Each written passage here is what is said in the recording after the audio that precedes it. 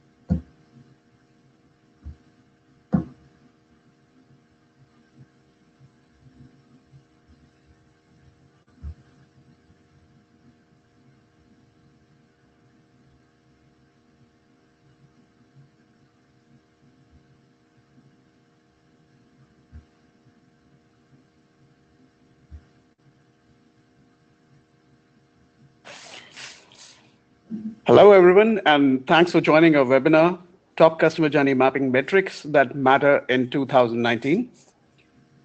I'm your host, Amit Thaplial. I'm the Director of Marketing at All2Do. Quick introduction about us. We at All2Do are a one-to-one experiences company. We bring together deep MarTech expertise, CX and demand generation strategy, engagement analytics, and cross-channel orchestration to drive business uplift. It's a pleasure for me to host our panelists today. Sean Van Tine, our first panelist for today, is a thought leader and an advisor for leading brands. He's also the author of Easy to Use 2.0, co-author of the Customer Experience Revolution, and contributing author of the Product Management Body of Knowledge. He helps companies ensure that every employee knows what their brand means and are empowered to deliver it and measure it constantly so brands can pivot quickly and succeed faster. If you're familiar with the MarTech space, our second panelist, Akhil Mittal, is a familiar name. He is a marketing technology guru with deep expertise in areas such as CMS, marketing automation, analytics, CRM, and mobility. He's a consultant to organizations across 5 countries, including over a dozen Fortune 500 firms. He's been a thought leader with multiple digital innovation forums and strongly believes that a marketer's most critical KPI is his or her contribution towards the firm's revenue. Just to set a quick context, let's change the slide. Okay. A recent Gartner CMO survey reveals CX optimizing, MarTech spends, innovation, and personalization are top agendas for marketing leaders. Most of us will agree brands today are competing on customer experience, and their revenue ROI strategies feature their MarTech strategy, MarTech stack, and personalized customer experiences. Just to warm ourselves up, just a quick poll. Let's begin with a quick warm-up poll on why we're here, what outcomes we are looking for. So on your screen, you'll now see a quick poll. Would request you to contribute with your feedback.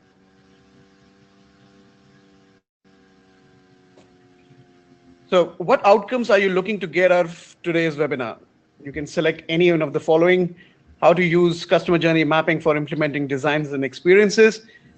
We use, or you use customer journey mapping and want to know if you're missing anything. If you want to know how customer journey mapping can increase revenue or any other reason you might have.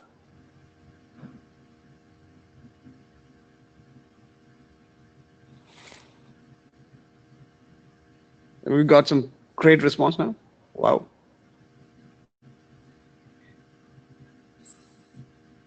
And I think people are still polling.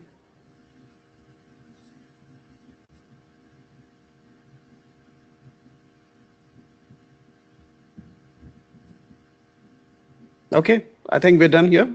I'll just close the poll and move on to our agenda for today. So Sean, can you help us set the agenda, and can you help us? You can take over and let us know how we're going to proceed with the webinar today.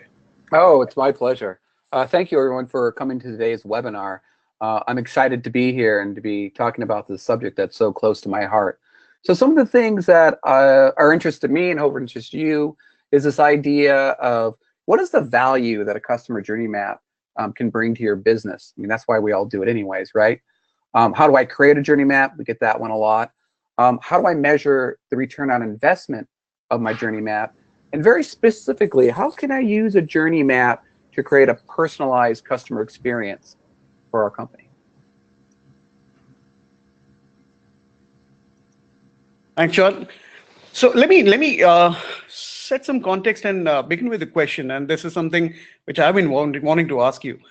In my view, a brand today is a set of experiences, both tangible and intangible, intended and serendipitous. And we, as marketers, we create brand equity by making these experiences memorable, repeatable, and continuous. So my question would be, how can mapping customer experiences help a brand differentiate?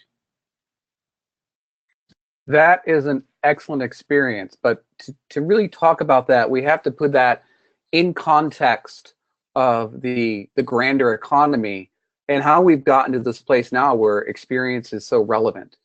So it's hard to believe that back in the late 90s that Joe Pine and Jim Gilmore wrote the sentimental book, the Experience Economy. And in that book, and this is back in the late 90s, this was a prediction.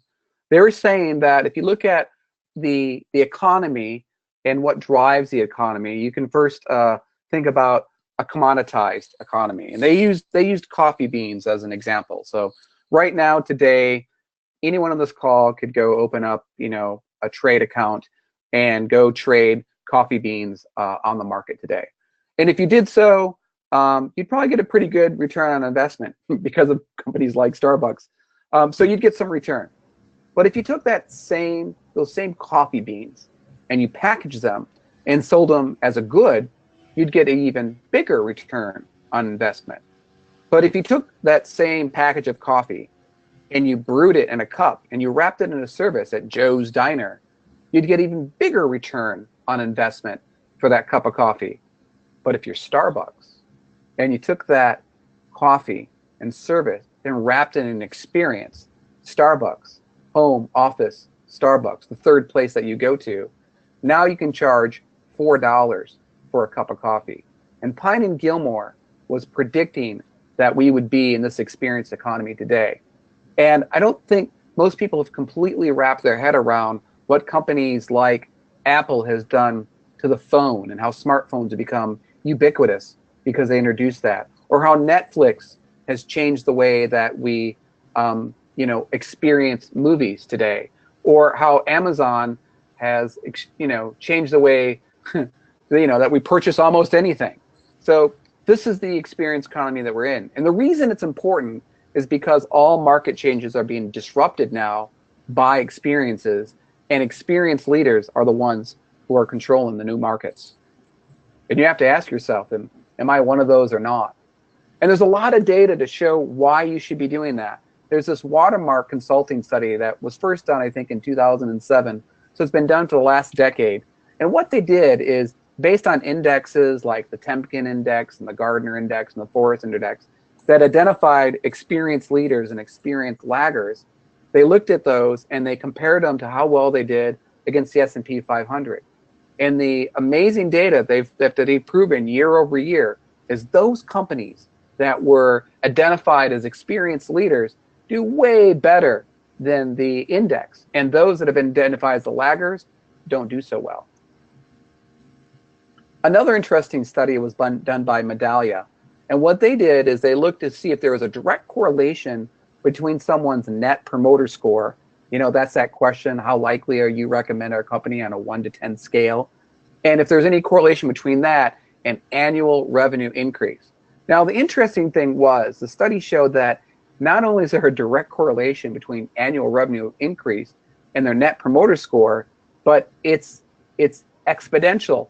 You can see that ones with the lower score had the lowest return, and those with the highest score had the highest return. So there's plenty of data out there that showed that this is important. Another study done by the Temkin Group found that not only were leaders, obviously they buy more and they're more trustworthy brands, but the real interesting thing is that their customers are more forgiving, which means that they can make more mistakes. I mean, that's the real power of having an experience that creates a great brand, is that your customers are even more forgiving. So there's lots of reasons why you should care about your brand experience. Now, moving on, one of the things that you need to understand about your experience is that today, people experience your brand across many channels. And let me just walk you through this real quick. So there is a single channel experience, and they still exist today. You know, maybe it's your favorite, you know, mom and pop donut shop. You need to go there and you get your donuts. Or maybe it's your favorite newspaper stand, if you still read newspapers and magazines. That's it. There's the stand, you go there, it's a single channel experience. But maybe that mom and pop shop decided, you know what, we need a website and we're gonna give them some mobile information. Well, now it's multi-channel. You can go into the shop, you can look them up online, or you can look at it on your mobile device. Cross-channel is when you've given some thought about the various channels and the message is the same across brands. And what I mean by there is that if I go to the website and I see a price on the website, it's going to be consistent with the price I have in the store. And if I get a push technology from my mobile device, it's all tied in across the channels. So cross-channel means that the channels are smart. But what even smarter companies are doing today is they're omnichannel, where their customer is at the center of the experience and they're looking at all aspects of what the customer is doing. When they visit the store, when they're looking at them from a mobile device, when they're on the web, what is their email campaign? What are they searching for? This is the omnichannel experience. And the smarter companies are thinking about their customer experience and their brand experience in that context. If you're not familiar with the Kano model, the Kano model tells us that what delights something or delights someone, delights your customer, is a moving target. So what delights them today is going to become a basic expectation in the future. Let me give you an example, and I might be dating myself, but there was a time where you'd go into a hotel and you were just grateful if it had Wi-Fi. You didn't care if it was good Wi-Fi, and if you had to pay for it, you didn't care because you were just grateful they had it. You were delighted if they had Wi-Fi.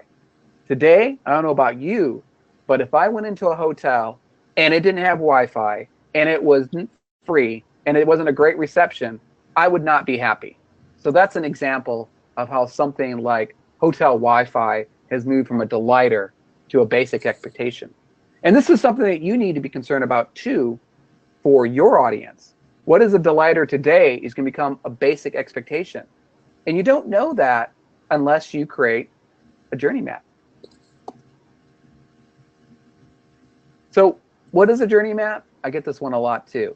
A journey map is many things. One thing is it's a visualization. It's a way that you can see that journey that both your prospects and your customers are experiencing, are engaging with your brand and your organization. But a journey map also tells a story. It tells a story about the first time anyone's ever heard about your brand, through the first contact they have with your brand, and hopefully into that long-term relationship that you want to measure. It's a map. At the end of the day, it's a map. It's a map about what people are thinking, what people are doing, and what people are feeling. And we're going to talk more about that specifically as we look at maps. But the real return on investment of a journey map is these things that we call moments of truth. Moments of truth are key interactions with your brand, touch points, where either you blow it and you lose the customer, or you've done something that's delighted them so much that you turn them into an advocate.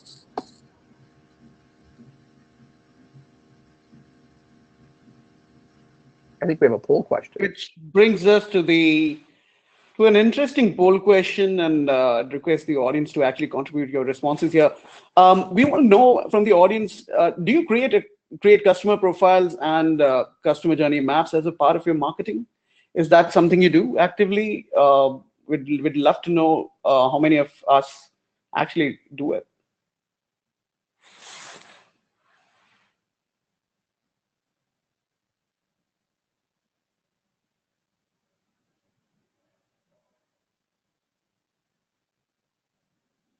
Okay, the responses are coming in. Interesting. Interesting. What's interesting? Interesting is that more than half of the audience don't have a customer journey mapping process as a part of their marketing, which is not bad, considering that people are here to actually know how we can.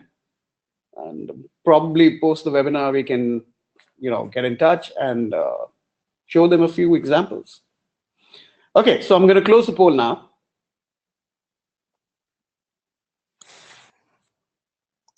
And move on to a question for you, Sean. If you can go to the next slide, thank you. Now, we know now what a customer journey map is, but how do we actually create customer journey maps? How do we ensure that we help our customers achieve their goals on our website while we still achieve ours? So how do we go about it?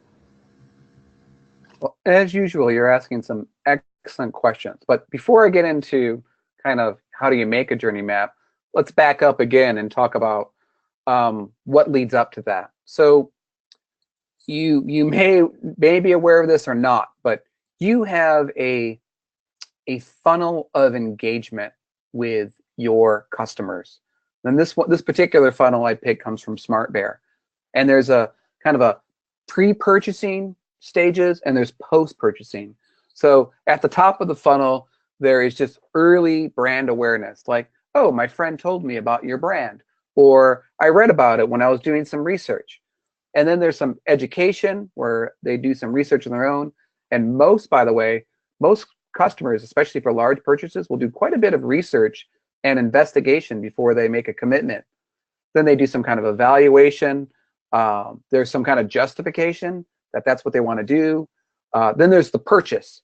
And the purchase is that pinnacle point where the transaction takes place and they have moved from a prospect to a customer. And then the other part of the funnel deals with adoption, retention, expansion, and advocacy, which hopefully this is a big part of your journey where you onboard your new customer, they love what you're doing for them, you build up some loyalty with them, and they eventually become advocates and evangelize your brand. But it's not just that easy. When you really, going back to that whole omnichannel experience that we live in today, as they move through awareness to purchase and engagement, there are all kinds of touch points that they're going to have. There are digital touch points like their mobile device or your website. It could be a kiosk in the store. And there's also, the physical touch points. They were driving along and they heard something on the radio, or they saw an ad, or maybe you did a direct mailer. So they go back and forth between these digital touch points and physical touch points. And this is a part of the omnichannel experience. And this is what the challenge is today. It's kind of overwhelming when you think about how they can jump back and forth between these experiences. And how do you measure that? So some of you might be doing segmentation now, and some of you might be creating personas now. So segmentation is really great for breaking down your demographics and your psychographics of your target audiences. And within that, the reason you want to do that segmentation is you really want to find who's going to spend the most money, and hopefully it's the smallest percentage that spends the most money, because then you can really target your effort towards that segment. I think of segmentation as the data that leads to insights. But if you're not familiar with personas, personas are a group of people that share the same goals. And within that group of people or goals are activities that they need to complete with your brand. And within those are tasks which map to those touch points on your journey map. I think of as personas as insights into the hearts and mind. What are these people doing and thinking and feeling?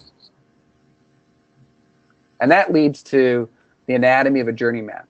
As journey maps have evolved, they've kind of come to take on this basic framework. Again, you're going to see journey maps that look like all kinds of things, but this is a good example of a basic journey map. So at the top of the journey map, we have that persona that we talked about, and we'll probably have some information about, what is their goal and their expectation for this particular journey.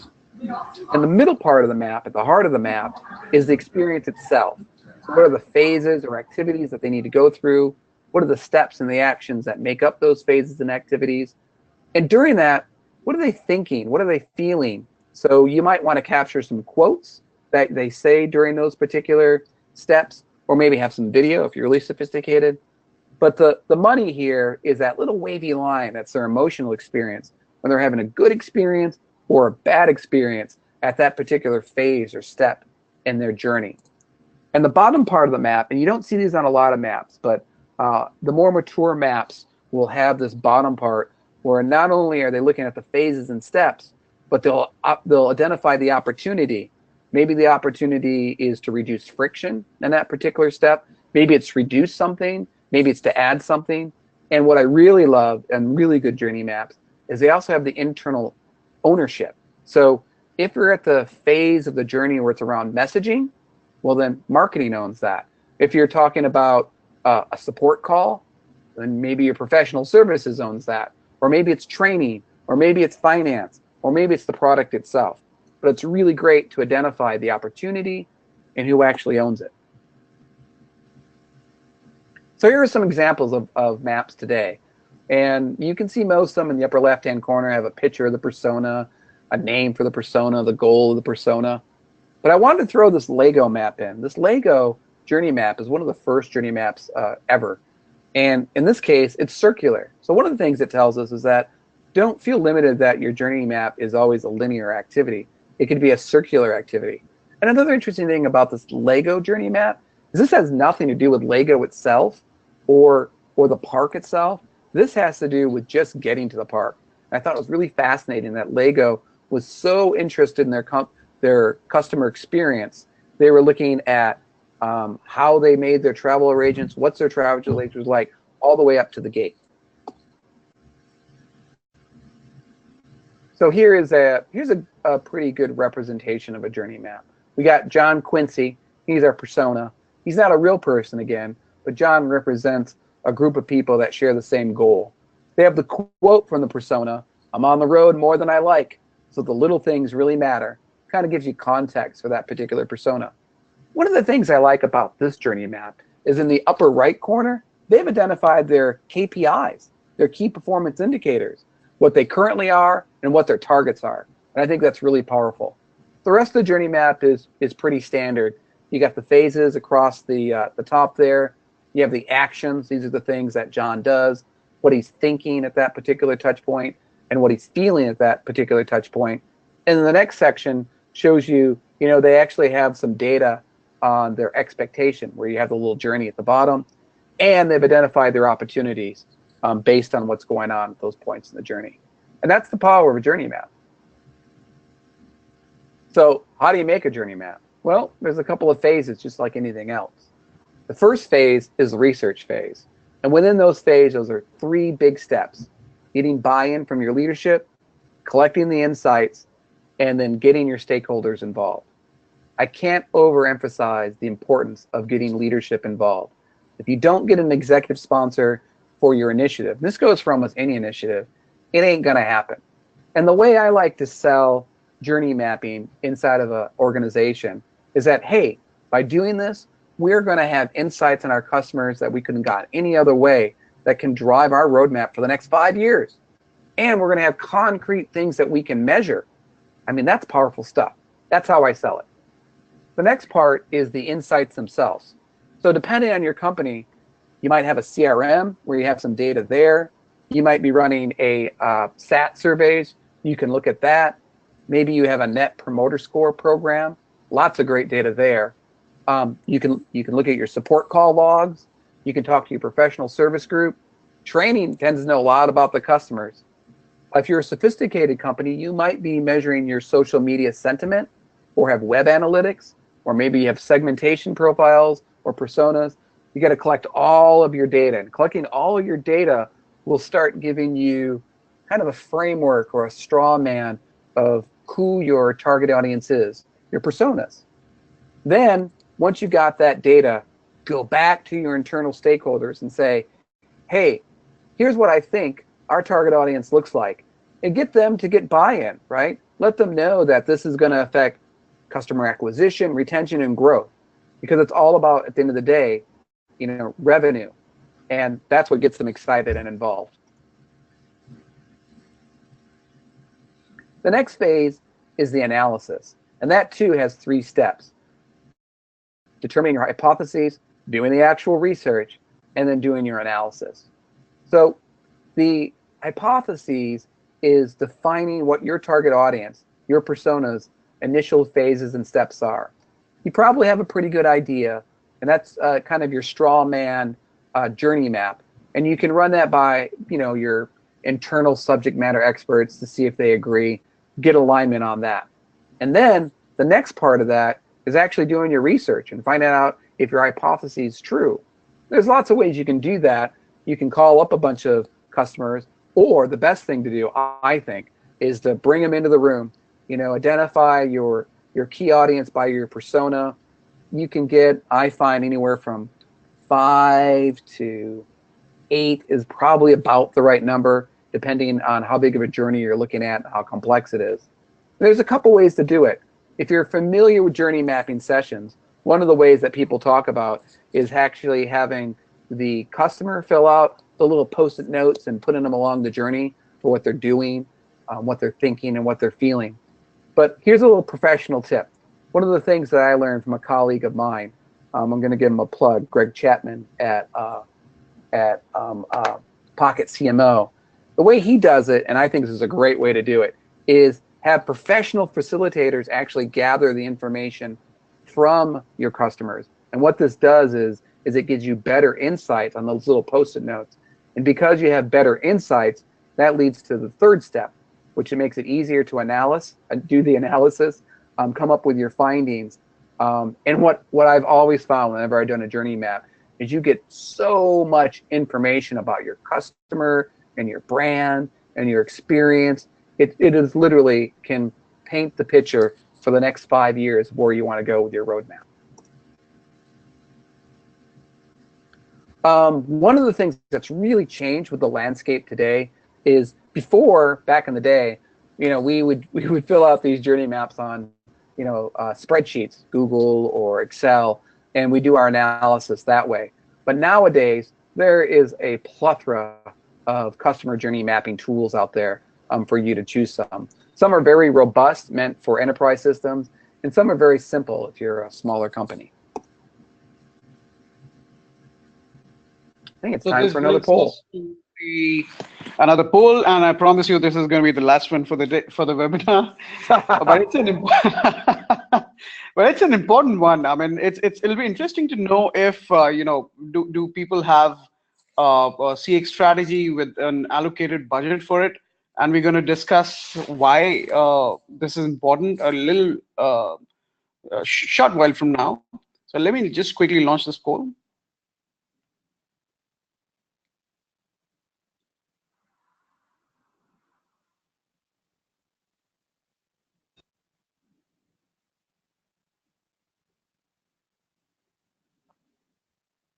I'm curious. Do they have strategy? Do they have allocated budget? Well, I should not be disclosing the poll results while it's on, and just for Fine. that Leave would me be in a the breach of dark. trust. But yeah, so we'll be to all the attendees, we'll be sending out the results of the poll sometime mid next week, so that we can all, we can all be aware. It's a good stat to know, and also, this could be this webinar could be a perfect time to start. Well, I'm going to guess if 50% of the folks here aren't doing journey maps, I'm going to guess they probably don't have an allocated budget. But that's just my guess. I'll wait for the results. Well, the polls are closed now, and which brings me to my one of the dilemmas, I would call it. So I call this a marketer's dilemma between love and money. Allow me to explain. We love keeping our customers happy and engaged, and customer journey maps help us do just that. But how do we measure the ROI? Sean, would you take this up? It'd be my pleasure. I get this question quite a bit also. And there's many ways to do it, but these are the ones that I think will really move the needle. The first and foremost is that once you've done your journey map, you'll have a really good understanding of those touch points and those interactions. And it'll make it very clear for you what activities they're struggling with. And you can target those activities and either reduce the time that they're spending on those activities, finding maybe you can find smarter ways to do it, or maybe you can automate it and completely eliminate that activity. Believe me, your customers will appreciate that. Another thing to look at is those tasks that are complex and maybe they're struggling to complete those tasks. So that's even a more serious issue that you need to deal with, especially if you have dropout along a particular task. And that gets into doing the analysis and coming up with a better experience design. My area of love. Other things that you can use as a measurement is you can start targeting your satisfaction surveys specifically along those touch points. So once you've identified on your maps certain touch points that maybe you weren't aware of, or that you decide, hey, these are the ones we really want to measure, you can use a SAT. Well, one of my favorites is NPS, a Net Promoter Score. So applying an NPS survey to those things that you really care about, especially where you think there's an opportunity to convert a loyal customer into an advocate. And then the last part, if you're really a sophisticated company, there are quantitative assessments that you can do to measure emotions of the experiments, like sentiment analysis. Okay. Thank you, Sean, for walking us through the customer journey mapping process. And we now move on to the next phase of our webinar. Before we do that, let's take a quick look at what we know now. We are in the customer experience economy. The value of your products is directly linked to experiences customers get. Customer journey maps help marketers visualize their prospect journey as they engage with your brand, create a story, and orchestrate brand messaging at every touch point and create moments of truth, motivating them to stay loyal to your brand. But what does a customer journey actually look like? Wouldn't it be great if we can visualize a customer's journey through a web experience? My colleague Akhil will help you walk us through with a quick scenario building exercise. Akhil, you there? Over to you. Oh yeah. Thank you so much. Time for action, yeah? Yes, really like action. So let's let the rubber meet the road. So no discussion in marketing is complete without a discussion on technology. So let's see how it happens on the ground.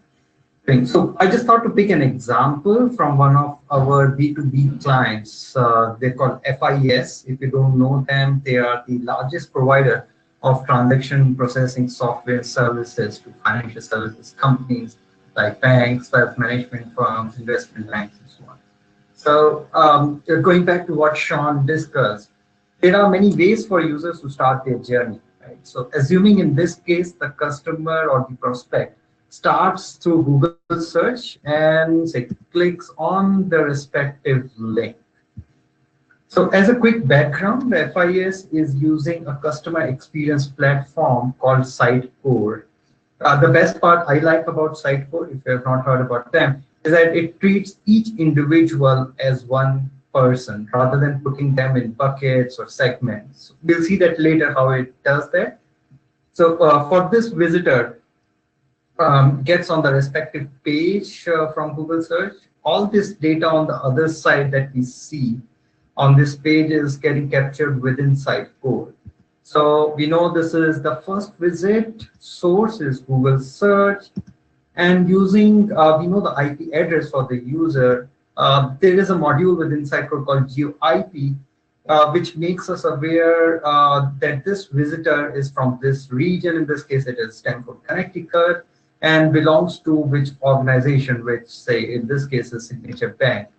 So now system tries to align it with profiles we had created within it. And this case, the system finds that the nearest match is with the retail banking analytics profile. The engagement is low at this time, and the strategy is directly to get this visitor converted to a contact us form. That's what most of us want from the website. So, but all of you we know, right, that more than 90% of the cases conversion doesn't happen in the first visit, since the visitor has not established trust with your brand. So in this case, assuming the visitor closed the browser, ends the session, and so we have not got the conversion as a marketer that we wanted. So now that this visitor remembers about FIS, he directly types FIS.com on his browser and lands up on the home page. So in this case now, this is visit number 2 for the visitor. The system recognizes it's the same IP address and pulls up all the information which was stored. As I said earlier, we are talking about each individual, not buckets of individuals. So the information for each IP is stored as each individual line item here. And that information is pulled up. So now the strategy is to engage the user. We know it is engagement slow. So the strategy is really to engage and build trust with our brand. And the channel here is website personalization.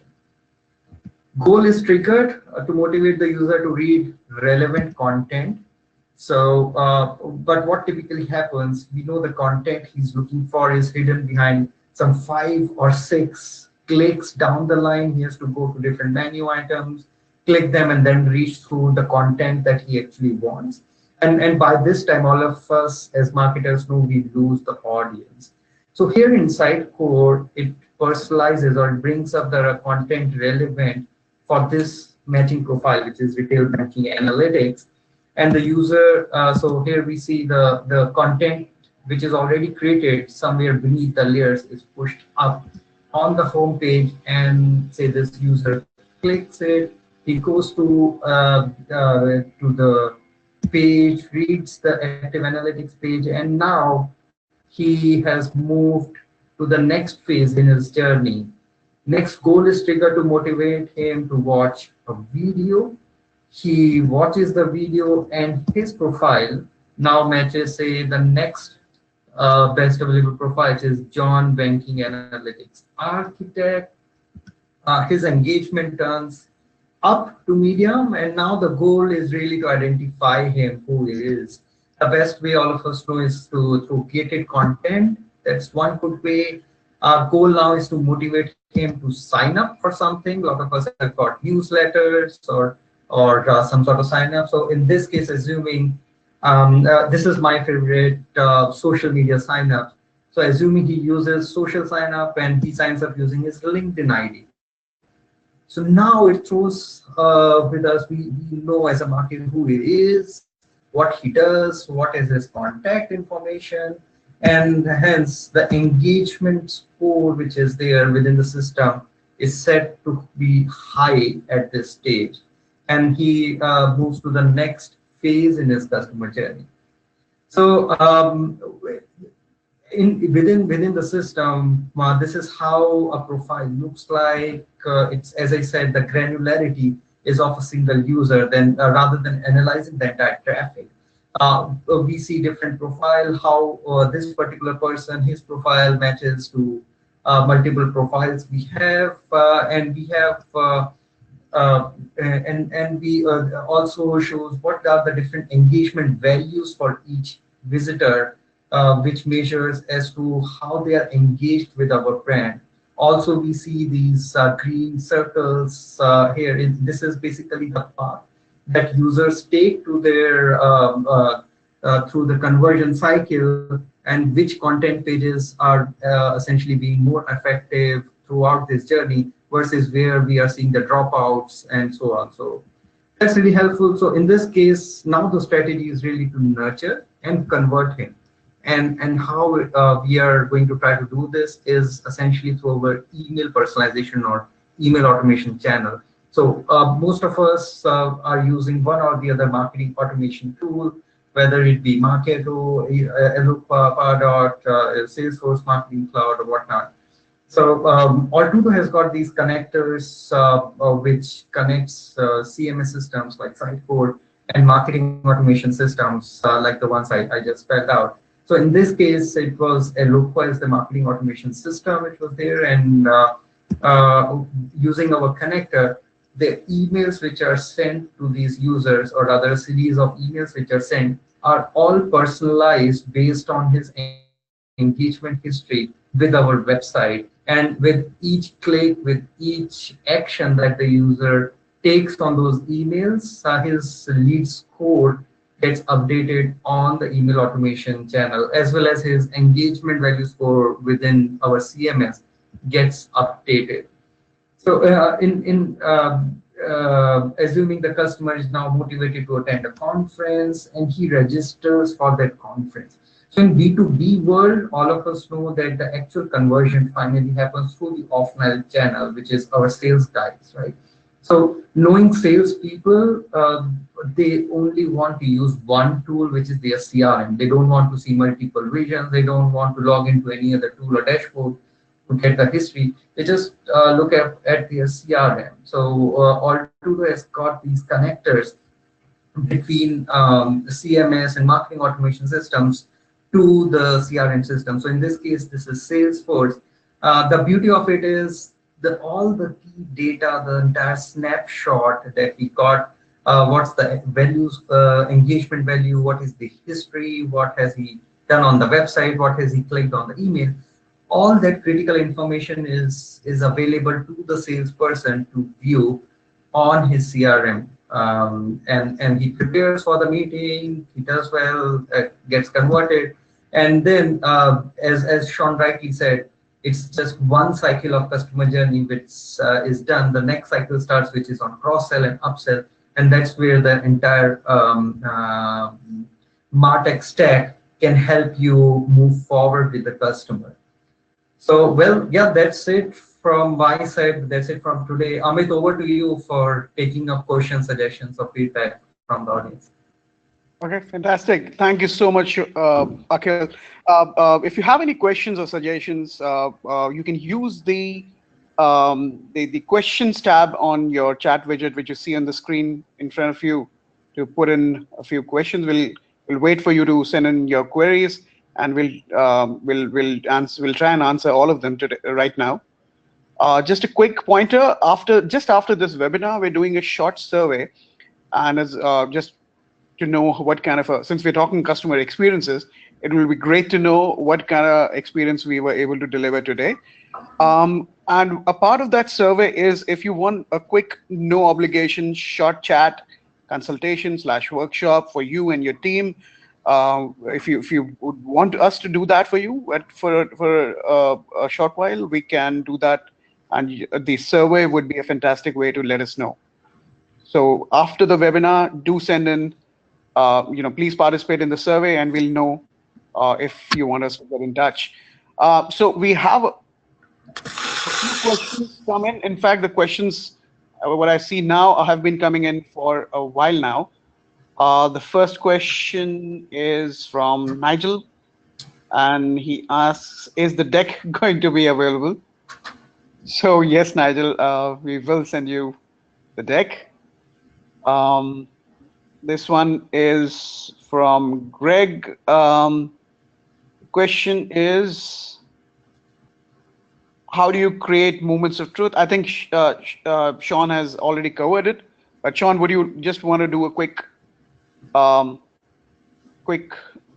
quip on moments of truth? Yeah. So there's a couple ways to think about that. The good thing about the journey map is the journey map is a tool in which you can discover moments of truth, because in many cases you don't know what they are. You have some hypotheses about what they might be, but I've been doing a lot of journey mapping sessions, and I've never had one where there wasn't surprises. Like, oh, we do that, and that's really what you care about? Happens every time, where you discover that there's something that you do that delights your customers that you had no idea that they were doing it, or that they're using your product and services in a way that was never intended. So those kind of aha moments or discoveries come along. In terms of the moments of truth that you already know about, those are the ones that I'd want to measure. So if you discover a moment of truth by doing a journey mapping session, or you're aware of a moment of truth just already with around your brand or services or products, I always recommend that you measure it. And again, you can measure it with a net promoter score, a satisfaction score, sentiment analysis. There's lots of ways of measuring it. And if the question is how do you create a moment of truth? Well, that's the genie in the bottle, and it's very specific to your market and your customer and your target persona. That's why it's so important to understand your segmentation and your personas and do something like journey mapping. Did I answer the question? I think you did, Sean. Next question is from Neil, and he it's actually a lengthy one. Let me quickly rephrase it.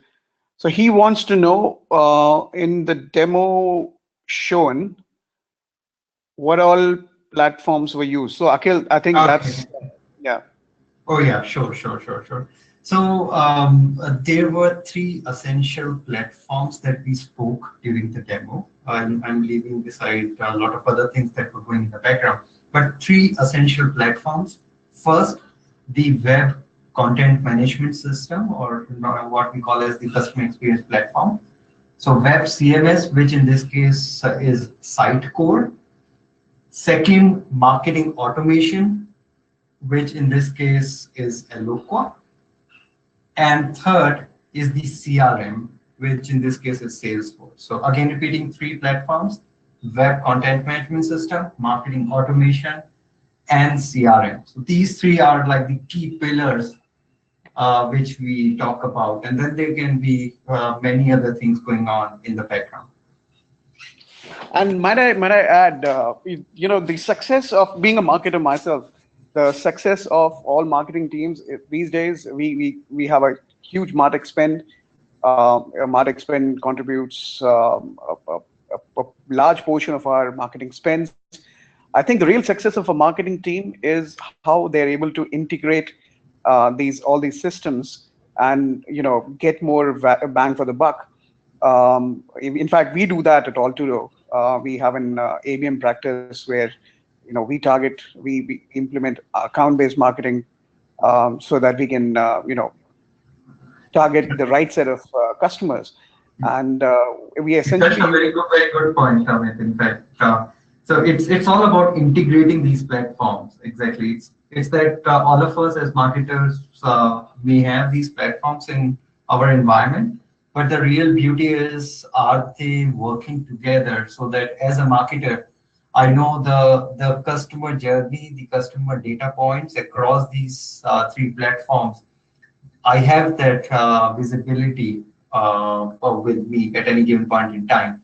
And can I have that visibility in an actionable form? So we saw the last one where that actionable form was presented to the salesperson, where he could actually go through that snapshot and close it out. So it's extremely important to integrate these systems, and that's where as an organization dedicated towards MarTech integration, we have got our own intellectual property where we have over 2 dozen of these connectors between CMS systems, marketing automation systems, and CRMs.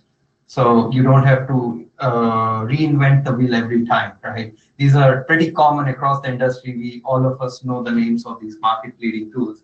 So we have got these out-of-the-box connectors that Alturo has built up, and which can be easily customized for any environment in very, very quick time. Great, Amit, over to you. Yeah. So I'm seeing a lot of questions which are like kind of repeated. We've covered a lot of them in the webinars, and these came in quite early while we were going through the slides. So I'm sorry, my audience. We have time for only maybe one more question.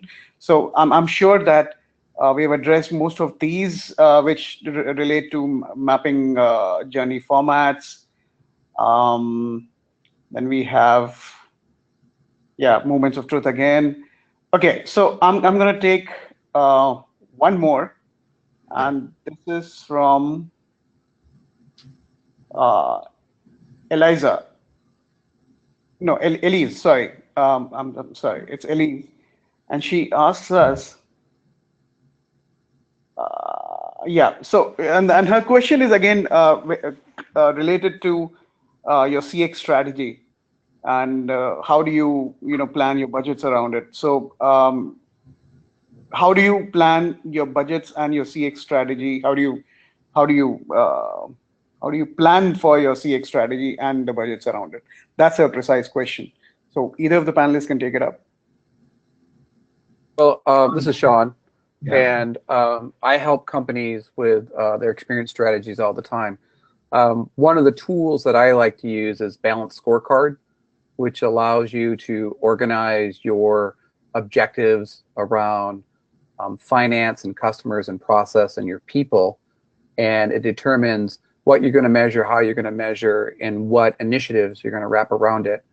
In the Bay Area, it's taken on the name of OKR, objective and key results. Same idea. It's this idea that you create a scorecard around your objectives, determine what your results are going to be and how you're going to measure it. So that's how I go about it. And like I said, I've helped companies large and small with that. But I'd love to hear what some of the things you guys do. Yeah. Of course. So exactly on the same lines I have seen with most of the clients, it all boils down to what KPIs do we want to track. And today it's all about, end of the day, it's all about marketing contributing towards the revenue, towards the business uplift. So really, it's no more the time where we are just talking about doing something which is intangible. It's all about getting to bottom to the results, and that's where marketing and sales. It's almost like one single function. So yeah, you hit the right point. It's all boils down to the balanced scorecards, and can be done and should be started with that approach for sure. Okay, so I think that we've had, I think we'll have to call it a day now. Thank you, the lovely audience, for your excellent participation in the polls, your questions. We're launching into a survey. We'll be really thankful if you could let us know how your customer experience today was. Thank you so much. And thanks, panelists, Sean, Akhil. Thank you so much for being a part of this. Thank you, everyone. Thank you. Thank you for letting me be a part of it. Have a great day. Bye.